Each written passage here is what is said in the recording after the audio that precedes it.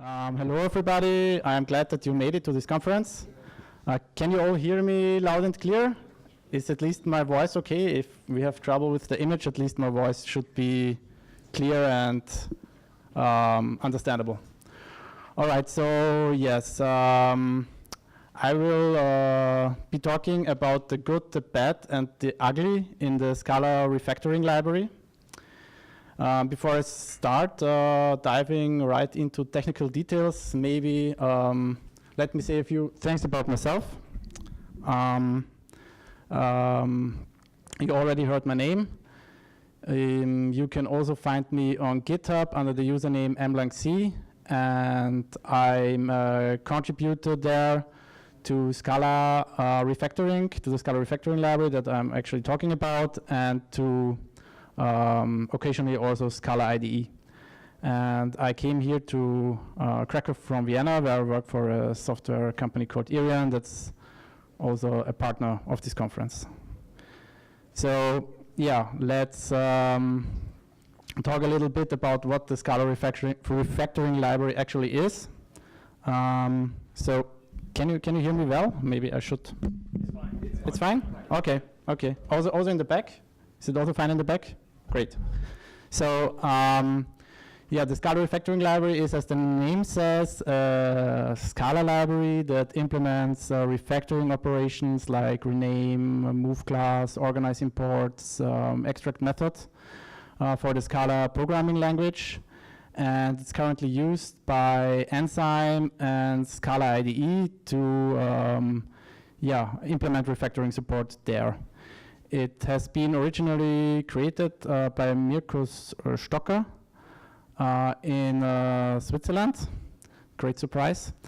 And I think this was in 2009. And it supports Scala 2.10, Scala 2.11, and Scala 2.12. And I started contributing to Scala IDE like 2 years ago, and soon became very annoyed with various refactoring related issues. So I decided to do something about this, and since then I've become one of the major contributors to the Scala refactoring library.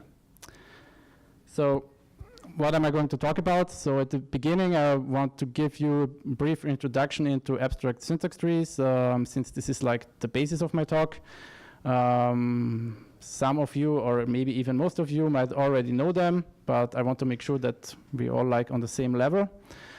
After that, I will talk about problems in the design of the refactoring library and what we have done to address these problems in the last year.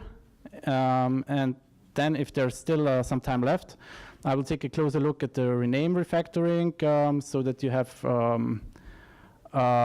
some less abstract and more concrete example. And in the end, of course, I want to finish with a brief summary and an outlook for the future. So let's take a brief look at abstract syntax trees then. So what are abstract syntax trees? Abstract syntax trees are like tree-like structures typically used by compilers to ultimately generate machine code or bytecode from user source code. And of course, the ASDs we are most interested in are the ASDs from the Scala compiler.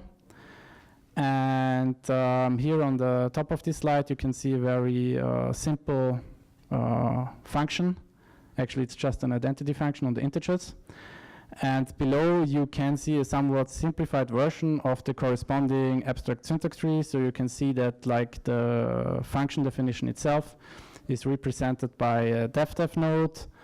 And this node then itself has several children, one for the name of our nice little function, one for the single argument of our function, and of course also one for the function body.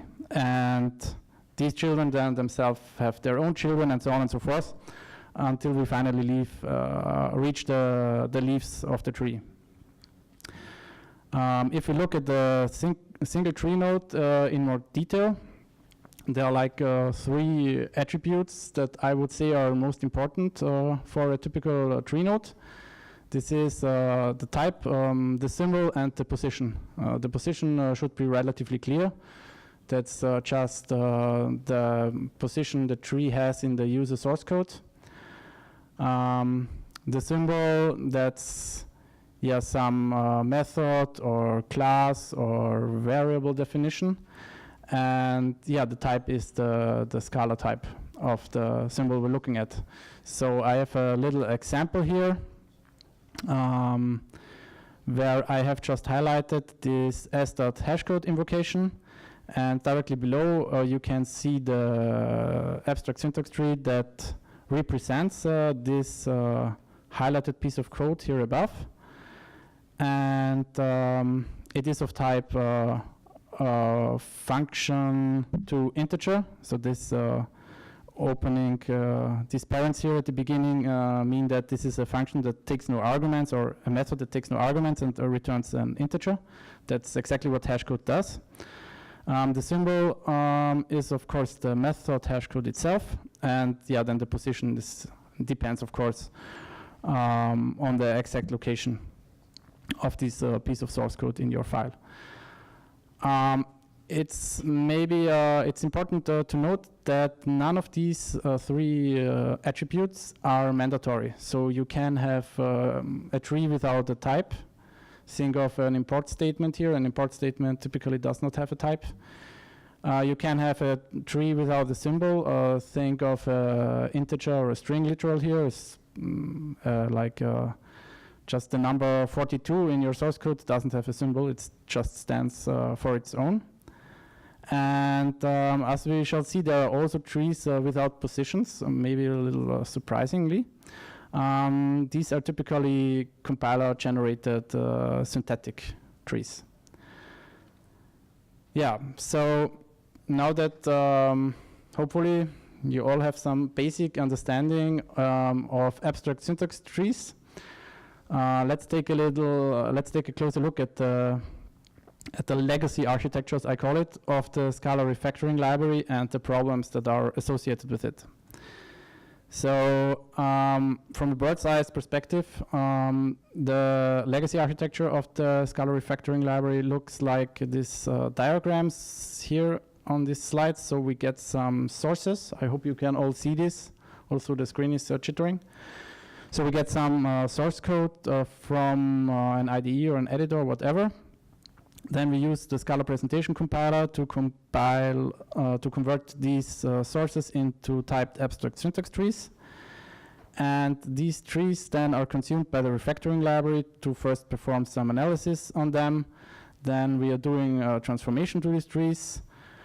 And after we having done some transformation, that of course, the type of this transformation of course depends on the refactoring that you have selected. But ultimately, you're not interested in abstract syntax trees as a use of the refactoring library, but you want like a patch for your source code. So then these trees have to be converted again to source code in a phase that's called tree printing. And then we can generate changes that can then be consumed by an IDE to actually perform the refactoring for a user. So let's take a closer look at these phases. So the analysis phase, for example, contains stuff like building up a symbol index.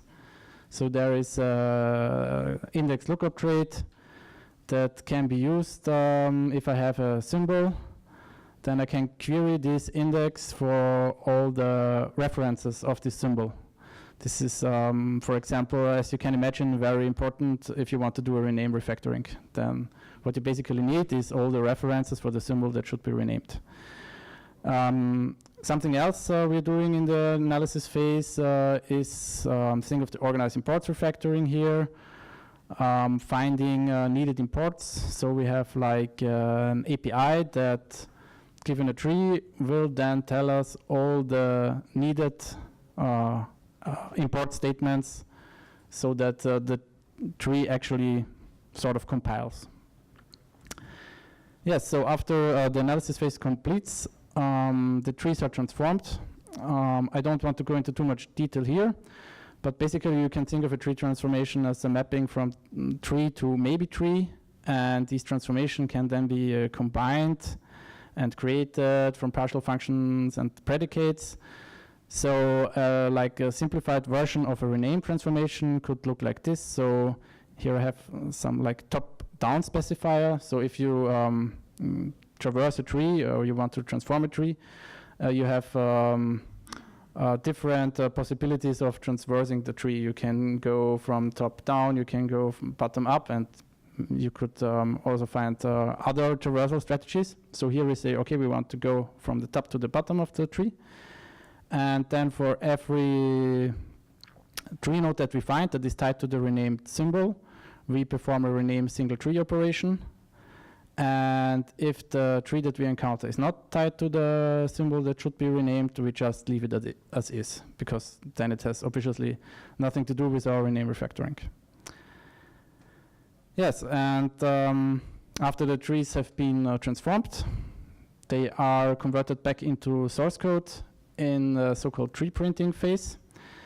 And this tree printing phase, without going into too much detail, distinguishes between trees that have existing source code and trees that have no source code. This could be, for example, trees that have been newly introduced during the refactoring operation. For example, if you do some extract method refactoring, then you would have new trees for the new method, just to give you an example.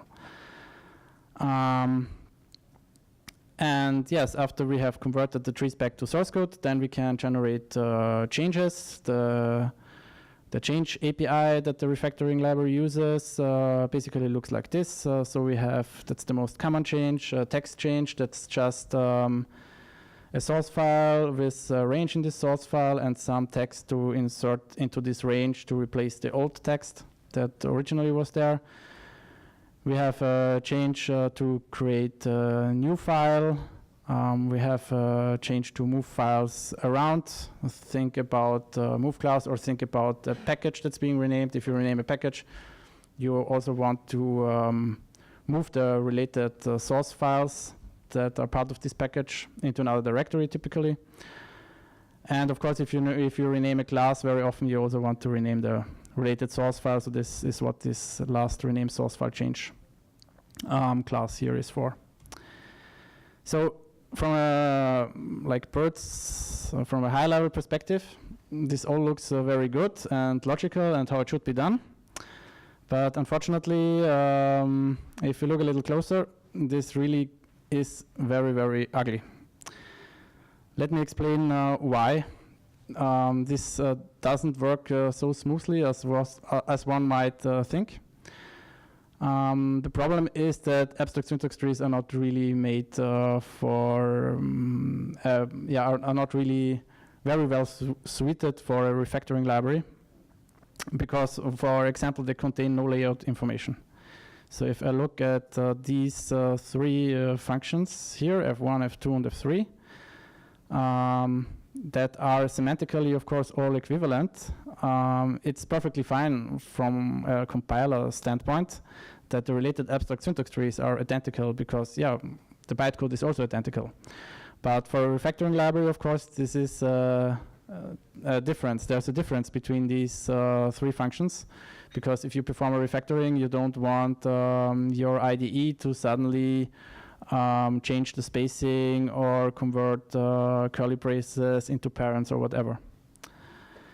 So this is one limitation one faces when working with ASTs, but it gets even worse.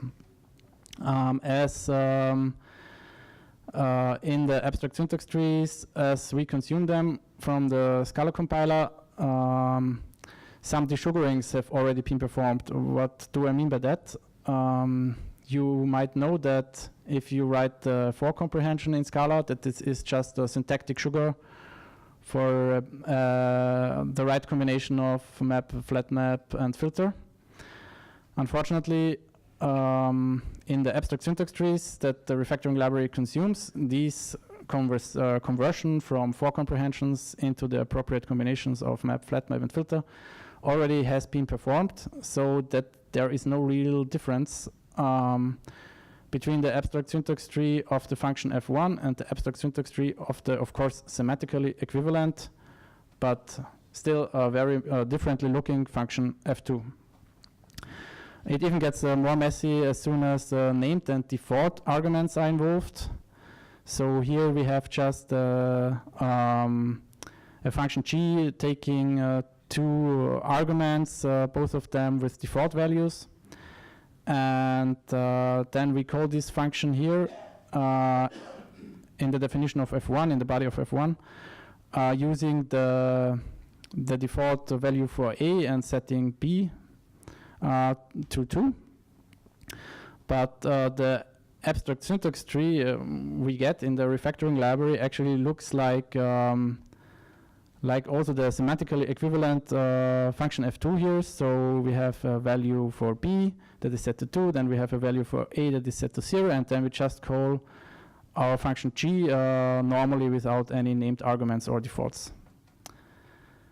So given these limitations, it should not be a great surprise that the tree printing part of the refactoring library actually is a mess and the ugliest and buggiest part.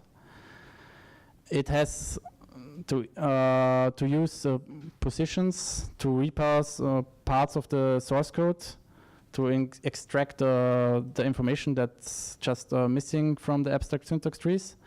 And it's extremely closely coupled to compiler internals. And in fact, the whole refactoring library is very closely coupled to compiler internals, but it's never as closely coupled as in this tree printing code. Yes, so these problems were actually what I talked about at this very conference last year. And so we sat together and discussed what we could do to fix this. So one opportunity we actually never really discussed was parsing Scala ourselves. Because as anyone might guess, this is something that you won't get right so easily. And I think even it was tried in the very beginning of the refactoring library, but was soon discarded. And I think at IntelliJ they tried it or still do it, I don't know. But yeah, but they also have their troubles with it. Also they have, I guess, far, far superior resources to us. So we decided that this is not the route we want to take. Another thing we thought about was to like just fix the tree printing, make it nicer, make it work better.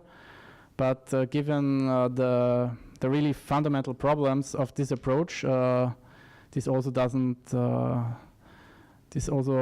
didn't seem like a very attractive alternative. Something that we were very exciting about and still are very exciting about is Scala Meta. Unfortunately, last year when we were discussing this, the Scala Meta semantic API that's needed for the refactoring library was not yet ready. So we decided that this was not an option, but I'm very excited about the talk about Scala Meta that will be right after this talk. And maybe this is something we can reconsider. But for the moment, we decided for another approach that I'd like to summarize by just skipping tree printing. And I will explain in this next chapter what I actually mean by that. So this chapter is called The New Hope. And what do I mean by skip tree printing? Well, it's the new architecture without tree printing looks like on the diagram here. So we still use the presentation compiler to generate abstract syntax trees for us. And we consume these trees in the refactoring library. Then we perform some analysis phase that's dependent on the actual refactoring that's being requested.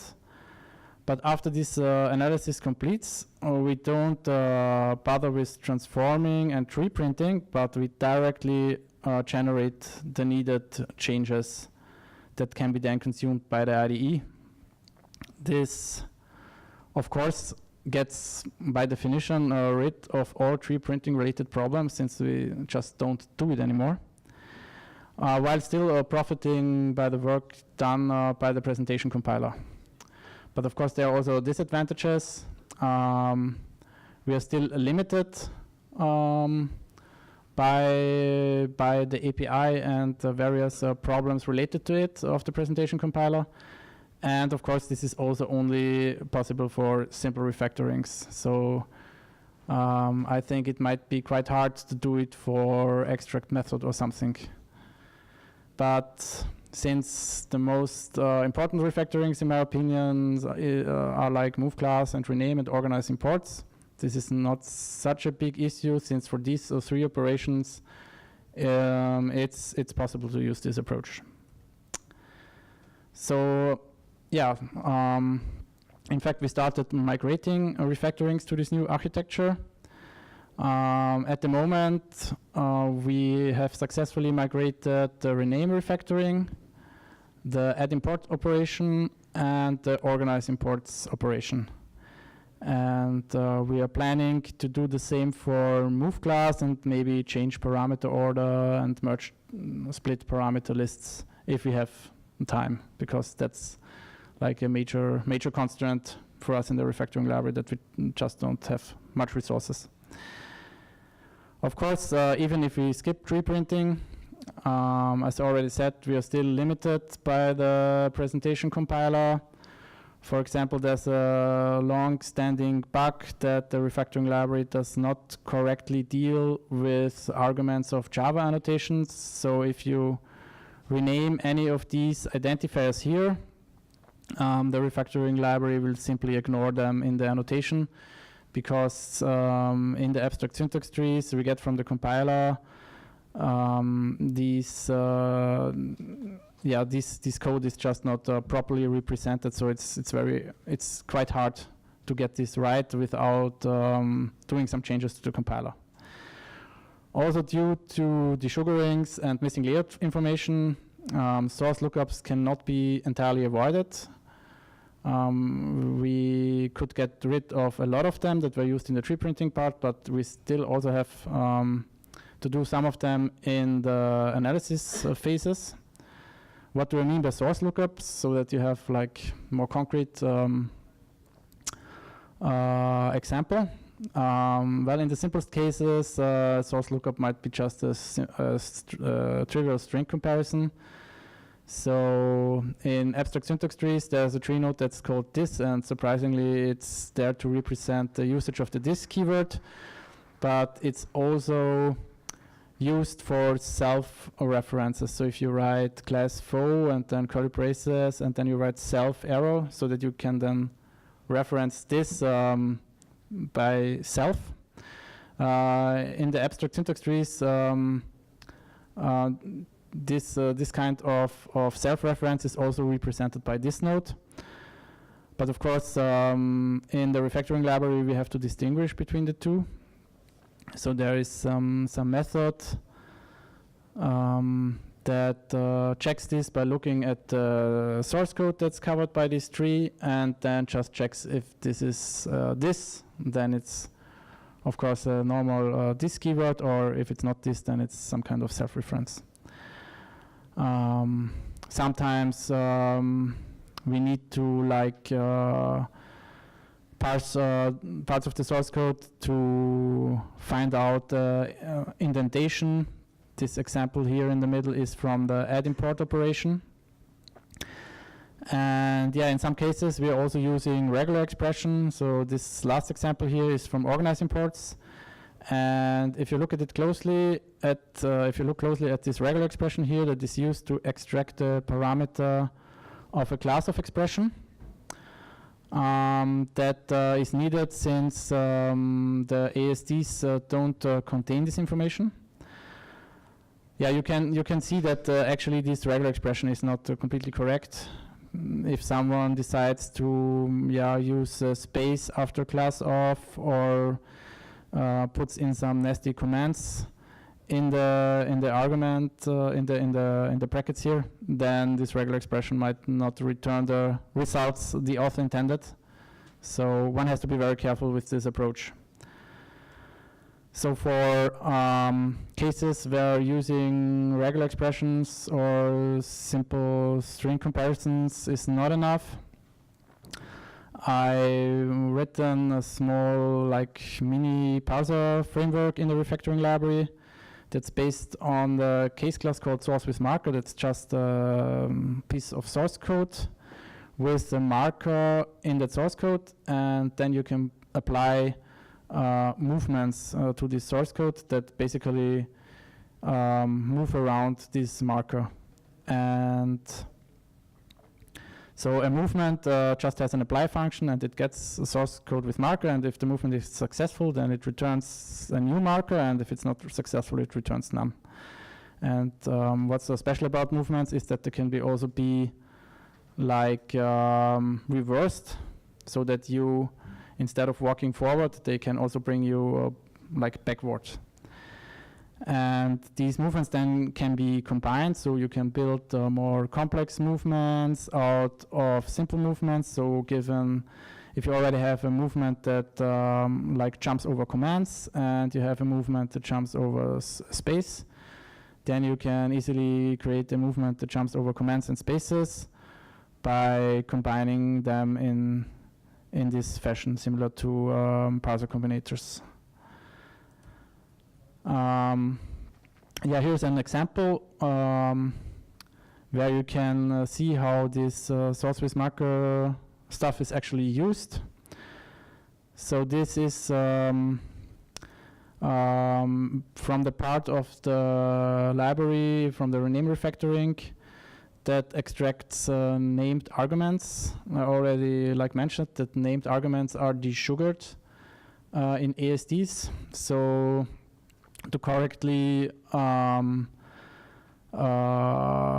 take them into account in rename refactoring, we have to repass parts of the source code to get it right. So at some point we have a position, and we suspect that this position should point to the first argument in an argument list of a function. And then to decide, because sometimes that's true and sometimes that's not true, unfortunately, and to decide how we should continue, we have a simple movement. Just forget the first line here at the moment, just look at the second line. So we have just a Scala identifier followed by an arbitrary amount of commands and spaces, and then following by an opening paren. And this can be optionally prefixed by a new expression. And then to decide if we are really at the start of the argument list, we try to apply this movement in the backward direction. And if it works, if it is defined, we know that we are really at the start of the argument list. And if this movement cannot be applied, we know that we are somewhere in the middle, and we have to do more work to actually get at the start and then continue with our logic. Yes, so I'm already coming to the end of this presentation. Here I want to just give you a brief overview over the rename refactoring, so that you have a concrete example that shows this new architecture being applied. So from a bird's eye perspective, the rename refactoring looks like this. So we still get ASDs from the presentation compiler. Then we, of course, also get the selection from an editor, an IDE. Typically, if you want to do a rename, you position your cursor on some identifier in your source code, and then you hit rename. So the first thing we have to do in the refactoring library is actually to find the tree that corresponds to your cursor position. And as soon as we have this tree, we have to find the symbol that corresponds to this tree. That's in most cases a trivial operation, but due to some limitations of ASDs, sometimes it's not so trivial. And then as soon as we have the symbol, we can then query an index that we of course also have to build to give us all occurrences of this symbol. And as soon as we have all the occurrences of the symbol that should be renamed, it's a rather straightforward programming problem to transform this knowledge into the needed changes that have to be applied to your source code. So the thing that's worth looking into here is the part where we actually built this index so that we can find all the positions, all the usages of a given symbol. So we have some trait that's called index lookup, and it has a references method that accepts the symbol, and it will give you back all the trees that reference the symbol. And we're building this index by simply traversing all the abstract syntax trees we get from the presentation compiler. And during these transversals, of course, we have also to do stuff like, for example, parsing named arguments because they are not directly represented in these trees. And something that also is worth mentioning here is that some symbols, also they are technically different, are very closely coupled. For example, if you rename a class, you also want to rename its companion class. But the class and the companion, they have different symbols, so these symbols need to be linked. Or if you rename a package object, you also want the associated package to be renamed. And this is also something we do when building this index. Yes, this actually brings me to the end of this presentation. So why is it called The Good, the Bad, and the Ugly, you might ask, apart from the fact that I like the movie? Well, I think what's the ugly part should be clear by now. The ugly part is the very close coupling to compiler internals, especially in the tree printing related code. The bad part is that we, even if we use this new approach without tree printing, we are facing some limitations that we cannot easily work around. But well, the good part is that still I think that migrating, rename, and organize imports to this new architecture has greatly improved the quality of these operations. Of course, they still have their problems, but I think they should be considerably better by now. Yeah, actually, one of our major problems is that we don't have enough people working on the refactoring library. So we are really looking for contributors. Pull requests typically get reviewed and merged rather quickly. We have lots of unit tests, so you can really feel free to play around with the code. And if you broke something, normally you should get feedback from our test suite rather quickly.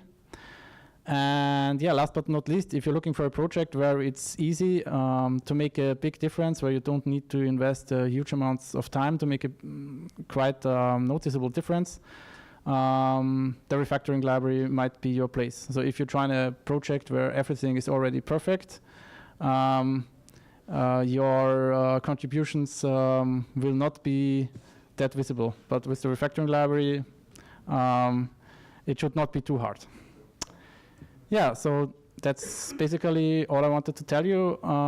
Thanks for listening, and yeah, now I'd happily answer any questions.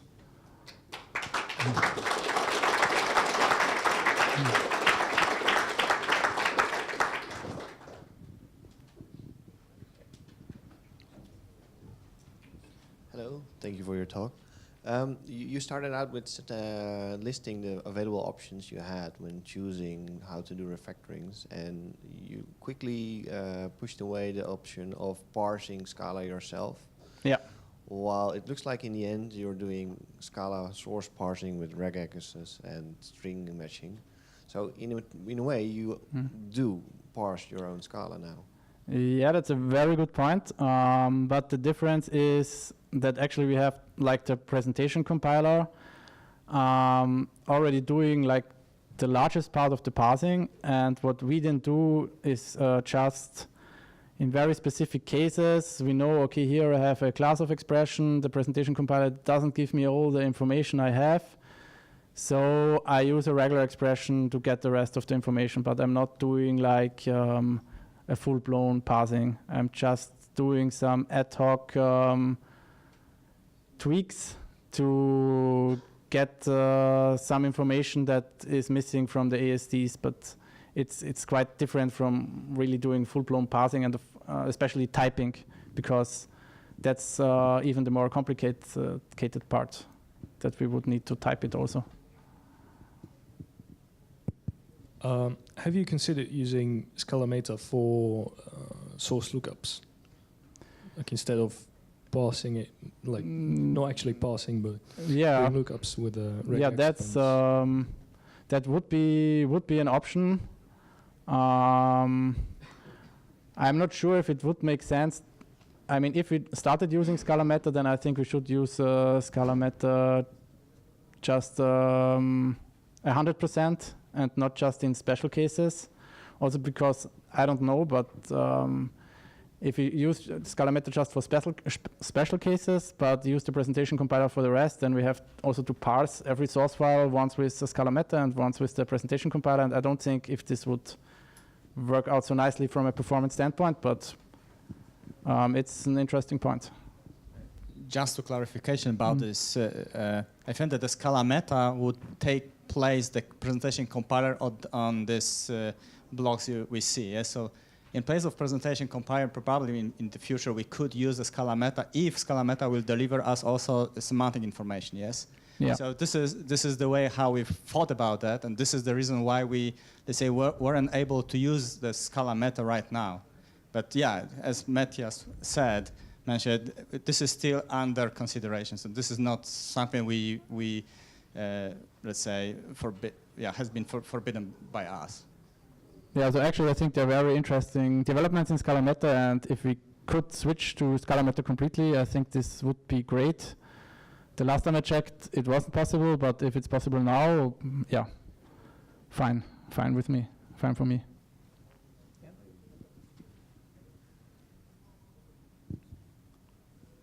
We still have time to for one more question. Okay.